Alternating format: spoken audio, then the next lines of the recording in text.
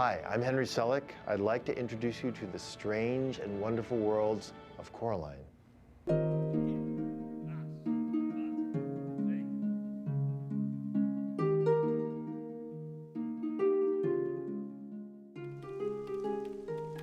How's the writing going? At the center of every film is a story. In the case of Coraline, we started with Neil Gaiman's book. I love Nightmare Before Christmas. And Henry was just on my radar as such an interesting talent and such a remarkable creative force. I was introduced to Neil before Coraline, his book, was finished, and he said he'd thought of me as a possible director, someone to help turn into a film, so I got the pages and I read them. What'd the boss say? Henry loved it, immediately came back, immediately said, I want to do this. From the book, you write a screenplay, which I wrote. I'm very aware that if you actually filmed Coraline, the book, faithfully, you would probably have a 47-minute movie. And a lot of what Henry's done is just fill in detail. Was it wonderful, dear? Oh, yeah. What kind of stuff is in the movie, but not in the book? There's lots and lots of differences, although we would hope the fans of the book don't mind. Some of the differences are that the other mother that Coraline meets, at first she's very, very much like her real mother, but a little prettier, funnier, warmer. She can cook, but she doesn't look very unusual or odd. We held back. It's only when she grows angry does her true self emerge. Wybie Lovat is a character that I invented for the movie. He didn't exist in the book, and of course you're always worried about the fans of the book, like, why did you stick this kid in there? Ow! I like Wybie. I understood from the very first script why Wybie was there. Wybie is there so that you don't have a girl walking around occasionally talking to herself. Anybody here? You know, and it's somebody else sometimes in a scene, which I think is you know, it's just fine. Ooh. But, you know, the number one thing was to respect the story of the book and the tone and flavor and try to hold on to that no matter what we needed to do to change it. Yeah, and to make it even better. If possible. Yes.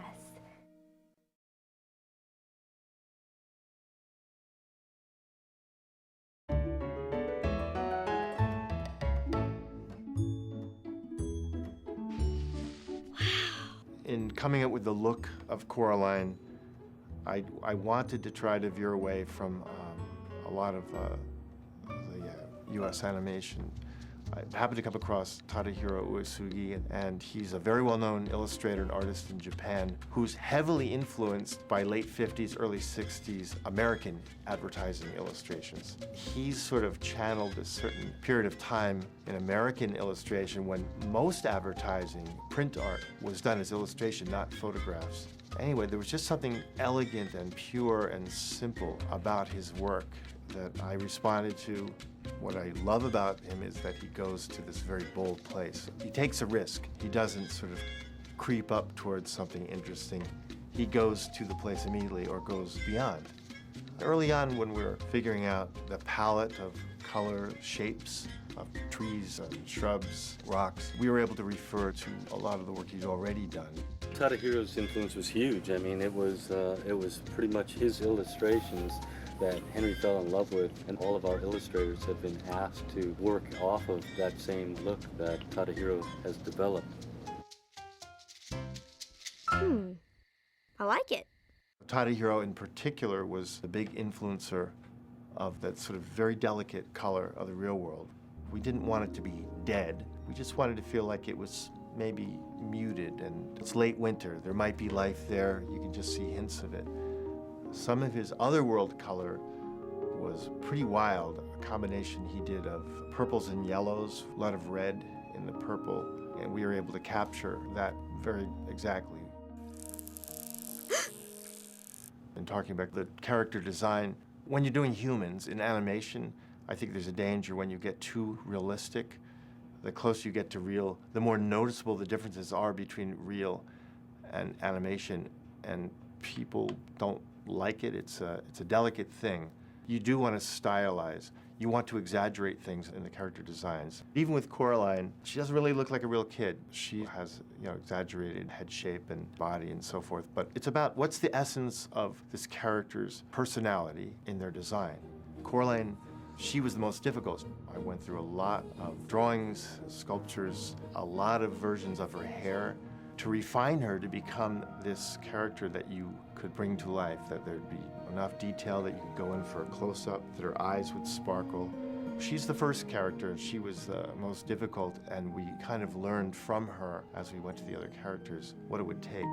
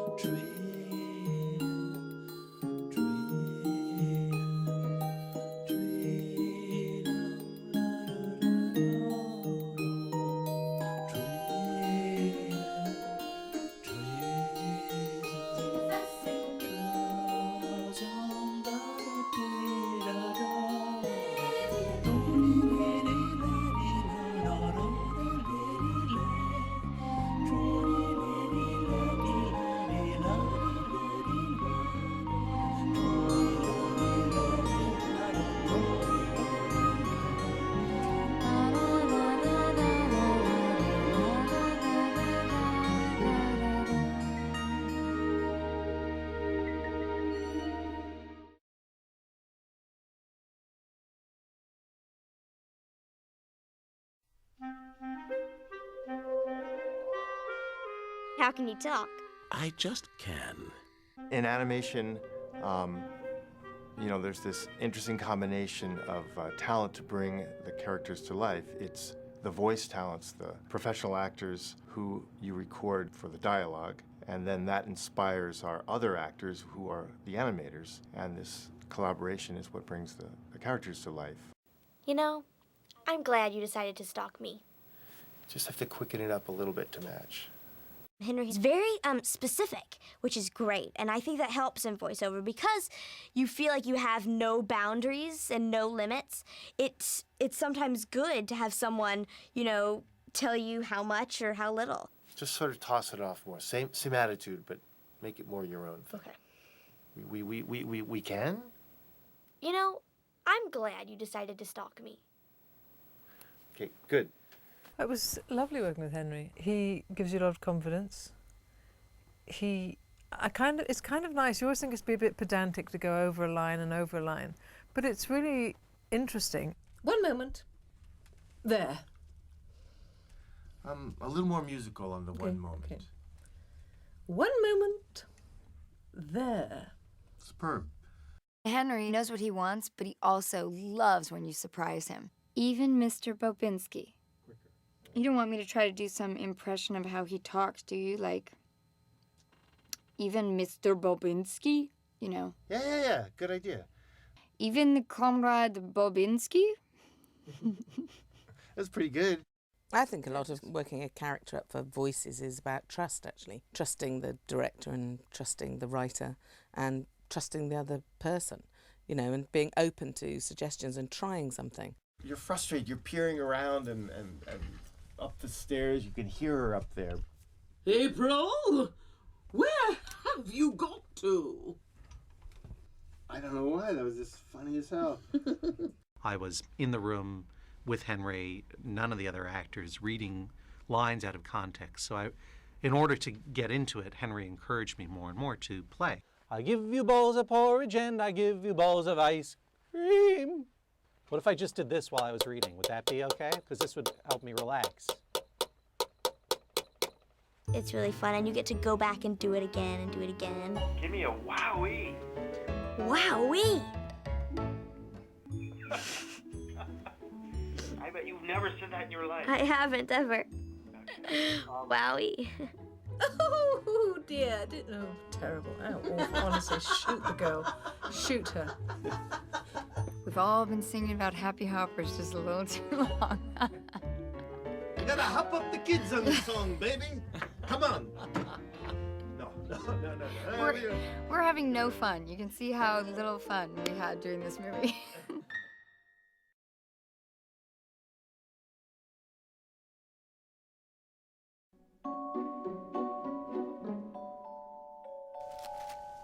Huh.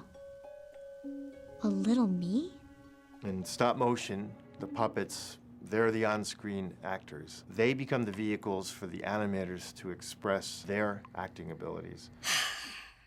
A puppet is a fully posable doll. So everything on the puppets that we make have to be very flexible. The skins have to be very flexible. The skeleton inside has to be very strong. The hair has to be animatable. So it might look like a doll, but it is very different. There's a lot more going on under the surface. The core of a puppet for stop frame animation is it has an armature, which is a little bit like a human skeleton. It has to hold itself up, and it's manipulated by a human being, an animator, and it has to be tensioned in a way that each joint of that puppet can move, but then hold the placement that the animator has put it into. A doll will just have one expression, a fixed expression. You can put any expression you want to on a puppet. We needed to have a greater range of expression, so we decided that we would treat the upper part of the face and the lower part separately so you could control eyes, eyebrows separately from mouths, therefore giving us a much greater range of expression. This here is an example of a box of replacement faces. This is just her lower half of her face, so we can swap eyebrows and mouths so we get far more extreme expressions. Oh my god, it pops off! My face is gone! The body is silicone and the hands are silicone. Most of the parts on a puppet that you see, which are to look like skin or to look like rubber, we will use silicone. It looks more like slime to me. It's a really great material. It's very dense and yet it's soft. You can change the softness of it according to how much movement you want in it. Hello, Coraline and Coraline doll. This is Coraline's hand mold, and we actually have a team of people that just make hands. We have hundreds and hundreds of hands that are constantly being redone, recast and remade. I think per shot animators usually go through anywhere from 1 to 3 pairs of hands. I mean, you can see the scale of the hands. Next to my hands, they're tiny. Now, these are all wired, and they have a tiny little ball and socket at their wrist as well, so that they get maximum movement. Put them back. With Coraline, the hair was a really important thing because Henry really liked the idea of having real hair. Not real human hair, but fibrous hair. So we actually found this great girl who had done some commercial work with hair, and she became our sort of hair expert. And she developed this technique of laying the hair with glue and with wires and making all of these wigs totally animatable. She has actually synthetic hair. Some of the other characters, we've been experimenting with horse hair, goat hair, mohair, and even human hair. Well, Coraline has blue hair. I love it. Oh yeah, I was an absolute blue hair fan because I love colour. I wish I had blue hair. Come on, blue hair? So we're using synthetic hair on this because it's a little bit more manageable. And then we're using some super glue, some prosthetic glue. We found tiny wires. We even found blue wires, an electrical wire, which we were able to lay in with the hair. And as you can see, it's all movable frame by frame. We have to make sure that every hair is pretty much controllable. Whoa. And then you end up with something that looks like this, a beautifully sort of finished puppet that, even though it stood here statically, it also, with the aid of an animator, every part of that puppet can move. Seeing that puppet come to life after the turmoil that goes through getting that puppet to completion is great. It's it's so rewarding. We like playing with small things. Oh, it was magic.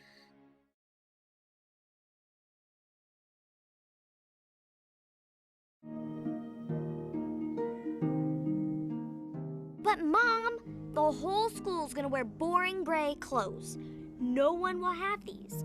The clothes, the wardrobe, it was unlike anything I've ever seen before. The clothes are all like hand sewn. I mean, it was silk and weaved, little tiny sweaters, actually knitted. I mean, it's crazy how amazing these people are. We have a costume department just like live action. It's sort of just like the film star going out. She has to go, or he has to go to wardrobe. We work from an initial illustration or even an idea on a costume for a character right through to the finished product, which is used in the film. My other mother would get them.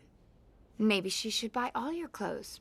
There's an illustration here of how the first ideas of the pyjamas came together, like different fabric swatches, stenciling, just different ideas that fed into these colours and shapes. What happens is we're designing all of these things at the same time that the art department and the art directors are designing the sets. So sometimes a colour will be affected by what's going on in their surroundings as well.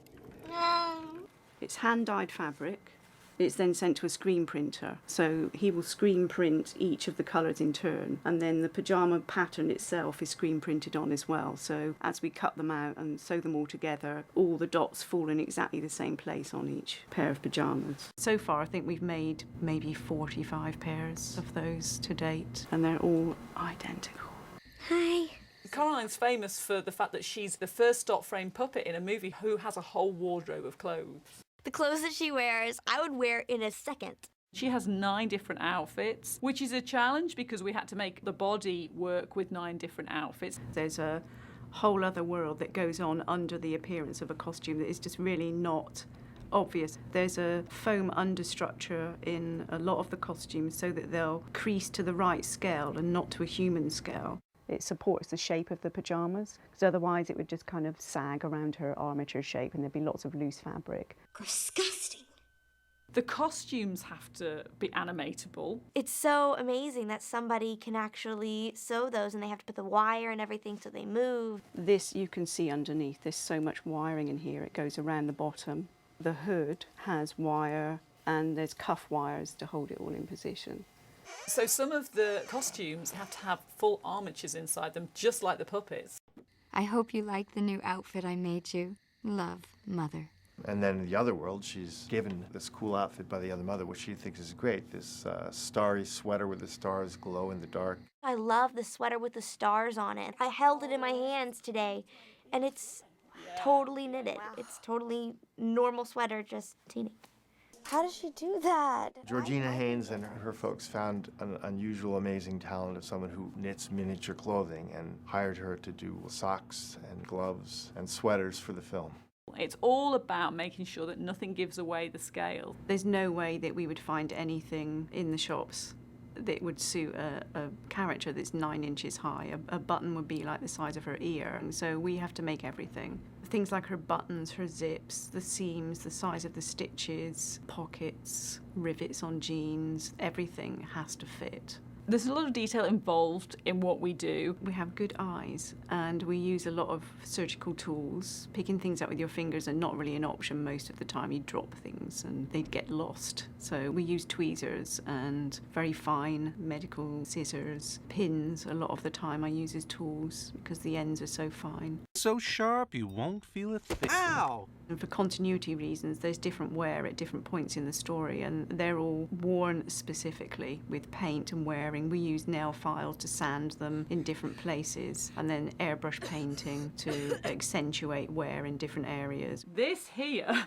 is Coraline right at the end of the movie when she's been really through a lot, and she's been out on the cliff's edge at the well. She's been tumbling in mud, so we have to add mud and dirt and stiffen the mud and dirt so it doesn't come off. So yeah, I mean, as you can see, a costume we never finish a costume until the movie's actually sort of finished. The detail might seem a little overwhelming.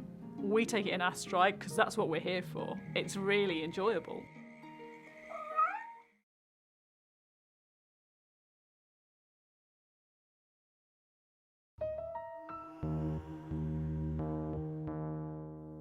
Small world. In making Coraline, you have to realize that everything you see on screen is made by hand. We don't go to the prop shop and pick up, some shrubs or mailboxes. Due to the size of things, everything's miniature, and sort of the overall look we were trying to achieve, it all had to be made by hand. Everything has to be made, and pretty much made from scratch. So everything from the floor she walks on, to the walls of the background, to the sky outside of her window has to be created. I love your garden! Our garden, Coraline. There's a lot of work that went into creating all the blossoms and plants that grow before her eyes. If you add the Ghost Eye Garden and the Fantastic Garden together, it only accounts for about 5 minutes of the film, but that's 20 shots in the Fantastic Garden and about 50 shots in the Ghost Eye Garden. And to do that many shots in 4 or 5 months that we're filming it, we have to have 15 sets in different parts of the building. So that means each part of the garden has been duplicated 2 or 3 times, some parts maybe 6 times.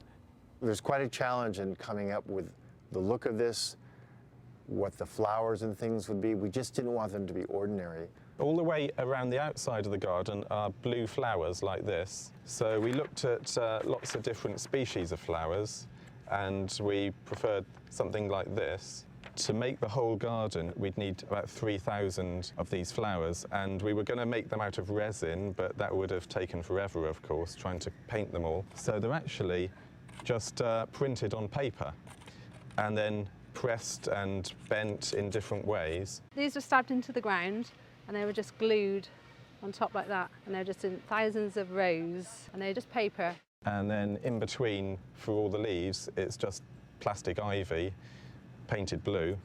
Hey! There's one shot where you actually see them growing, but it was too complicated to make hundreds of moving, animatable flowers. So we just made one big one, twice as big as the normal ones. And this has wire in, so the animators could animate it. And they filmed that just once or twice, but with lots of mirrors around it. So then you could get lots of different angles of the same flower. And then the visual effects department comped them into the shot so that as Dad passes by on his tractor, all the flowers grow behind him. This is one of the flower beds in Fantastic Garden. This is one of the shots where things are actually growing. They have special pieces of rigging so that things can move like this and then opens up. And then these are fibre optic strands coming out, and if I put a torch there you can see how it lights up. But of course then they can put a coloured gel in, they can make it light up any colour. These other plants here also have controls underneath the set, and then bit by bit they push all these up so all the things look like they're growing. We call these the mesh funnels because they're made of a plastic mesh, and this actually glows in ultraviolet light. So as they grow they can turn on the ultraviolet and it makes them look more alive. This is creepers that grow across the path in the Fantastic Garden. The cobbles, of course, are grey, but when we pull back and we see the whole garden, it has to look like Coraline's face. So we have to make it a sort of skin colour. And this is basically sheets of brass that are etched to make a pattern of vines that coincides with the pattern of the cobbles. And then they're attached to the path, and then they're animated but backwards. The animators trim them backwards bit by bit, and they roll up the brass, and eventually it all gets trimmed away and destroyed, and we just have to hope they don't need a second take. I can't believe you did this! Mother said you'd like it.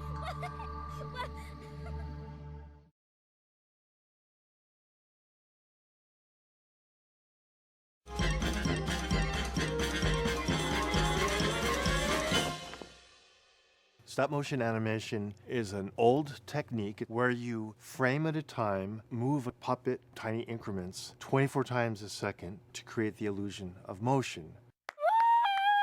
We have very expensive toys that we're moving around on a miniature set. Madness ensues.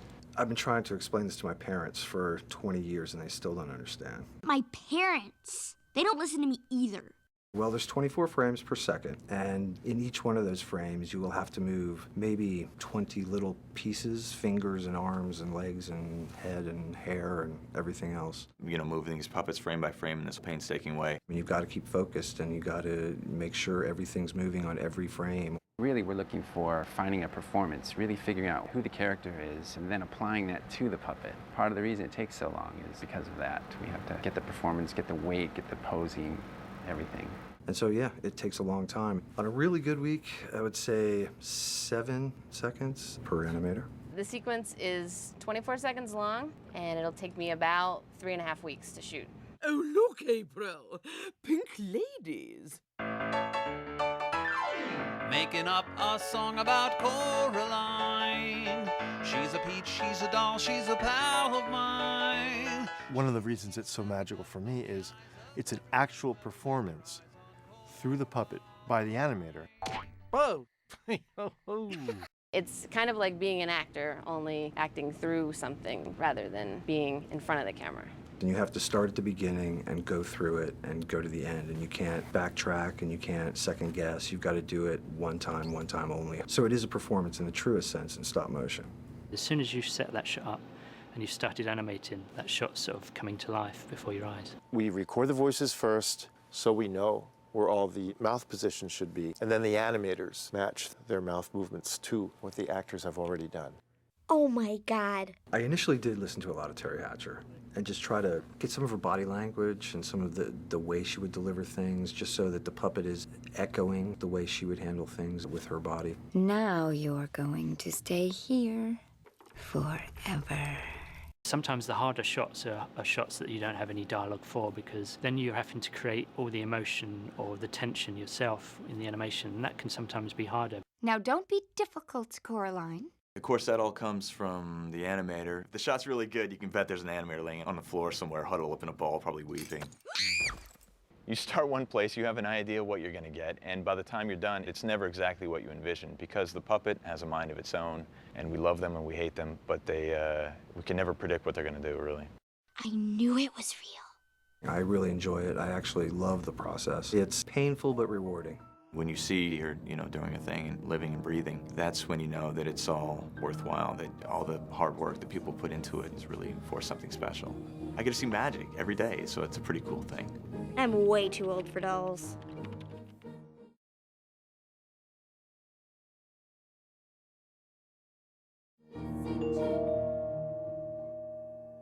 Most movies use some form of visual effects, which means there's some element that is added after you shoot the shot. Sometimes it's fog, bolts of lightning, steam from a cup of coffee. Coraline has a wonderful hybrid of classic effects, traditional effects, with new digital technology to bring them into the world. A lot of the visual effects are practical. The fires in the fireplace are actually hand-drawn. My name is John Armstrong. I was given this shot of a puppet burning by an animator named Kevin Glick, and he did this great job of making a doll heat up and burn and turn black, and the legs, as you can see, are churning, arm falls off, all sorts of great stuff. But it had no fire, and that was my job, was to put the fire into the scene. And I did so by drawing it. I drew it on paper, and it just existed as line drawings that in Photoshop I filled in as black, so they became black flames on white paper. Once I can scan that and bring it into the computer, I have software in which I can take those flames and color them. If you look carefully at the flames, they have a pinkish purplish bottom, and they go through yellow, and then they're orange at the top. I can do that in the software, and I was able to give it a clear center to blur it. So the computer was great for that, because I could change my drawings into something that looked pretty photographic. I'm trying to make it look like my flame is causing the leg to burn. In other words, the puppet should look like it's burning because of my flames, but I came in after the fact. Like, here's an example where I look at this drawing and think, oh, here's a great crack that opened up. That'd be a perfect place to have a flame. It's about 5 seconds of film altogether. It took about 3-4 weeks or so, I think, to do the shot, to draw it, scan it in, composite it. I end up having about 1,200 drawings totaled at the end of the day.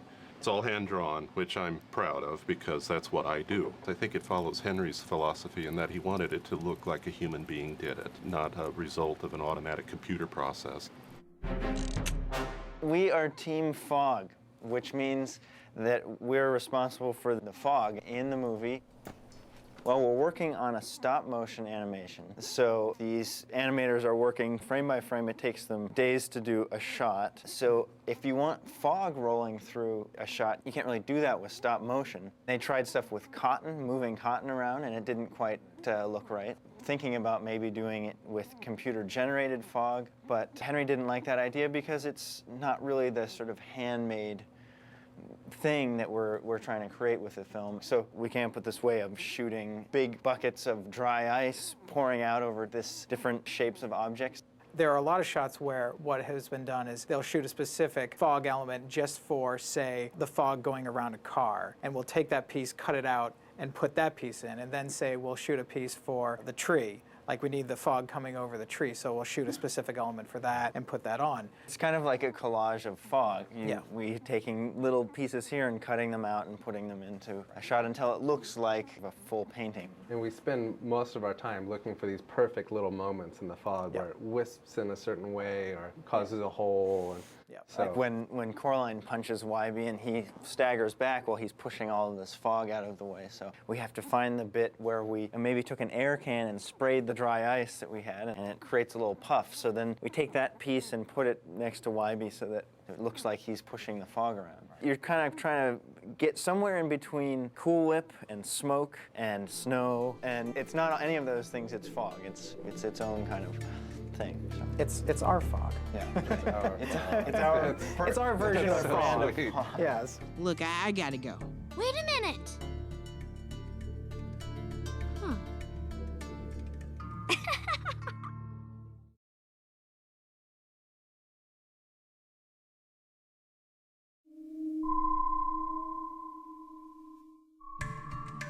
Soon you'll see things our way. We're using new 3D technology and the advent of digital projection to bring 3D to our film. We're not relying on a lot of 3D gimmicks, stuff flying off the screen all the time. 3D captures the complete miniature world that we, the filmmakers, have been aware of but have never really been able to share with our audience. So we're going to bring them inside the worlds we create. Stereoscopic vision is able to work because we have two eyes, and both eyes can see the same thing, although at a slightly different angle. If these two eyeballs were cameras, this one could take a picture, and this one could take a picture, and they would see different things. This eye, if it's looking at, let's say, my hand out here, it can see a little bit more of this side of my thumb than this eye can. And in fact, that's a big part of the sense of roundness. When we're shooting a small puppet, we prefer these two cameras to be as close together as her eyes are, which is a whole lot less. You have to bring them somewhere between half an inch, 2/3 of an inch, however number of millimeters apart, to be of scale. If you separated the lenses to be what our eye distance is, the amount of 3D would be overwhelming. It'd be incredibly uncomfortable. You would feel like a giant looking at these creatures that are like spread for miles. So it's just scaling. It has to be, the lens distance apart has to be scaled to the size of the world that you're shooting. So let's see if we can do that. No, we can't. They're too big, and they can't ever get as close as her eyes are. So we have to think of something else.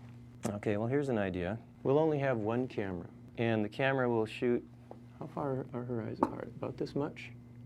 Okay. We'll shoot a picture from here, and then we'll shoot a picture from here. And then we'll animate our little puppet, and we'll shoot a picture from here, and we'll shoot another picture from here. And we keep on doing that. Ding, ding, ding, ding. Ding, ding, ding, ding. The animators have enough trouble keeping the puppets moving. They don't want to remember to do this. So we took our cameras and we hooked them up to little robotic machines, stereo slider, as we call it, that do this for us. We're going to shoot the back of Coraline's head so you can see her face. And we shoot a frame here, and then we shoot another frame when the camera stops moving. I guess you could say we're shooting the right eye and the left eye, the right eye and the left eye, over and over again, moving Coraline every time. And eventually we have a whole lot of frames, a whole lot of pictures, and we string them up, and that's our movie.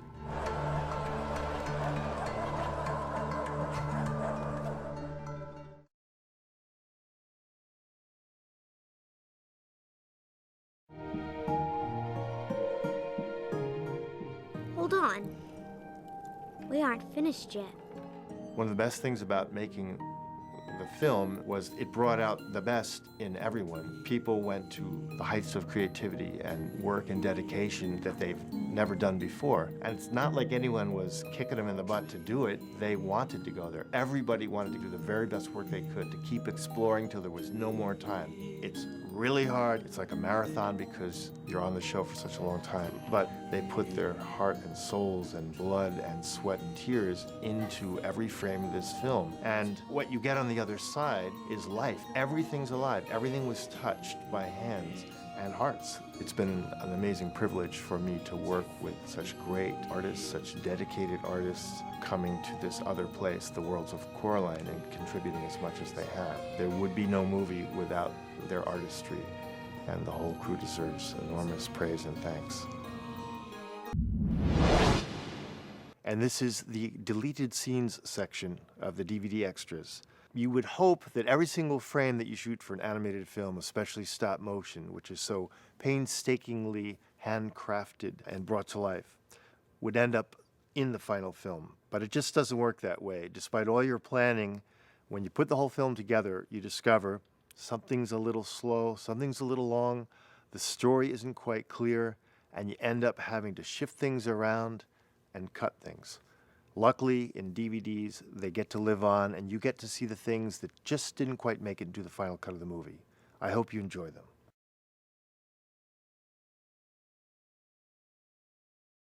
This is a portion of a scene that we had to cut out, where a real dad is making one of his disgusting dinners for Coraline. What's cut here is beautifully animated. We have a casserole in the oven where we move little plastic bubbles through the casserole to make it look like it's boiling. We have Dad sort of dancing around and singing a nonsense song to Coraline. It's great stuff. Didn't work in the film, but you get to see it here.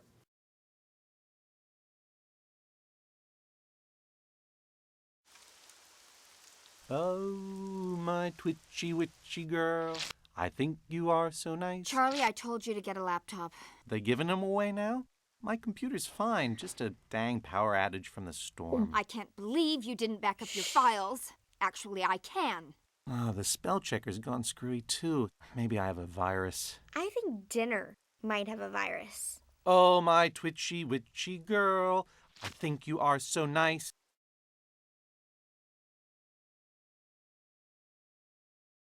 This scene, which I've nicknamed Coraline and the Buggy Roses, was very painful to cut. It was completely finished. There's beautiful details like these buggy roses, which she flops on the table to present to her mom. There's a weird little bug she notices that she flicks through the air. It splashes in Mom's coffee cup. But ultimately, we needed to get Coraline to the other world. And in making things move along, this scene ended up having to be cut.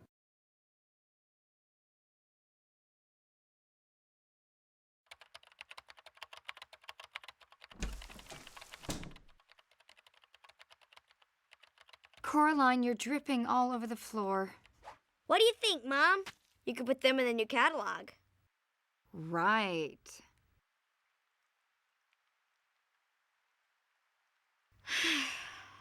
I really miss Michigan. You've already made a friend. Wybie, he's too psycho to be friends with. I'm sure you'll meet some great kids when you start school here.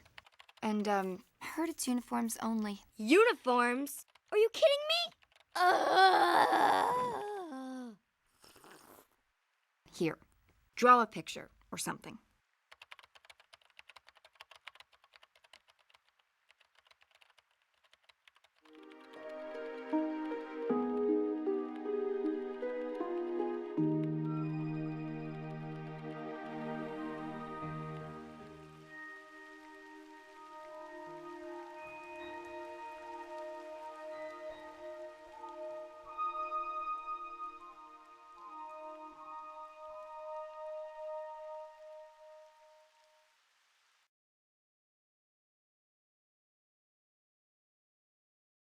This is the pizza aftermath scene, and it's actually only a partial cut. I needed to steal the dialogue from this moment and stick it in the end of the film. What you get to see is some great animation of Dad playing around with Coraline.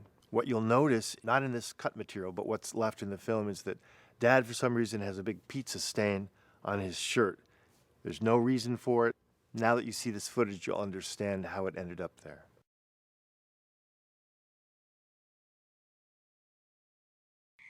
Here comes a burp. Ew, gross-gusting. Charlie? Oh, pardon me for enjoying my food, but that pizza was delicious.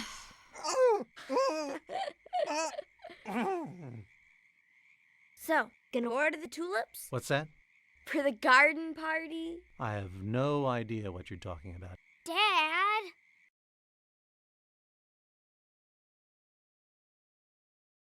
This is the full-length version of the Ghost Kid Angels sequence. When Coraline rescues the ghost children, she meets them again in a dream of hers, and they're golden angels, and everything's right for them, but they have bad news for Coraline.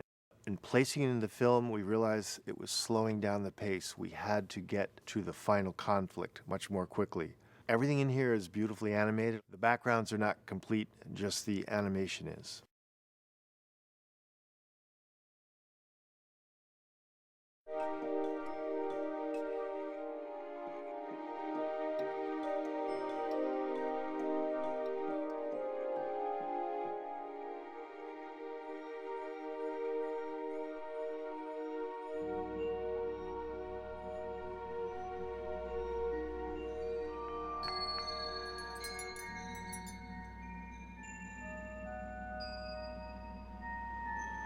Hello. It's a fine, fine thing you did for us, miss. Well, I'm glad it's finally over. It is over and done with. For us. What about me? You're in terrible danger, girl. The Beldam lives yet, and she means to take your life. But how? I locked the door. It's the key, miss. As long as it can be found, the Beldam will find it. But it's not fair. Tain't all bad, miss. Thou art alive. Thou art still living.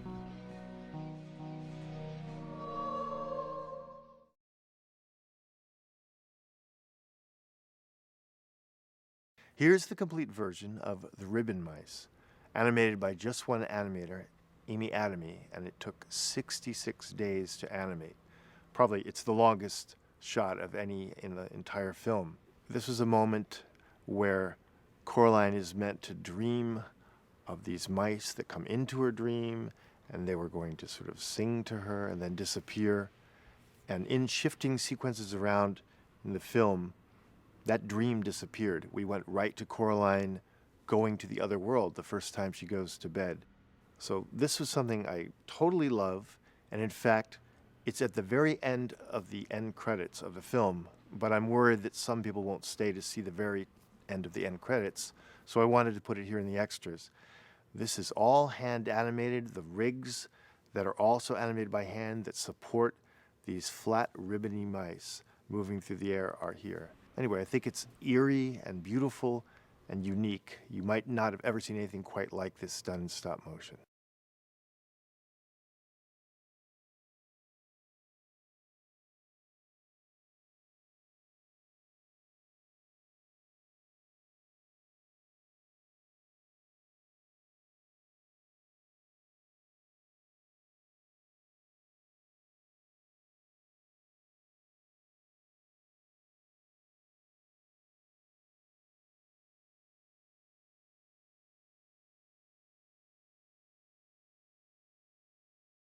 Now we've got a montage from the cutting room floor.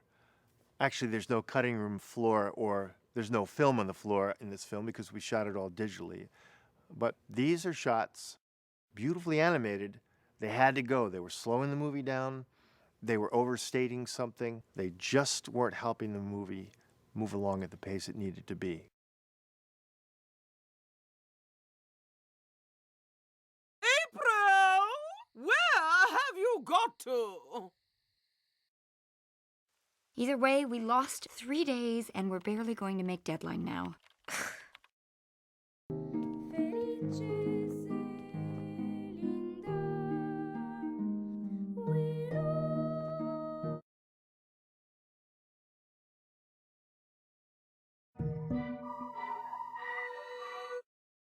All these ribbons and braids and... Your grandma's black, right?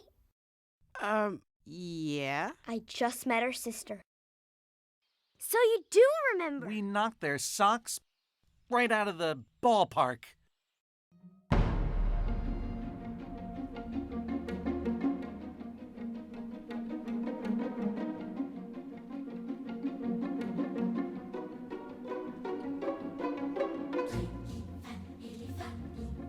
20 seconds.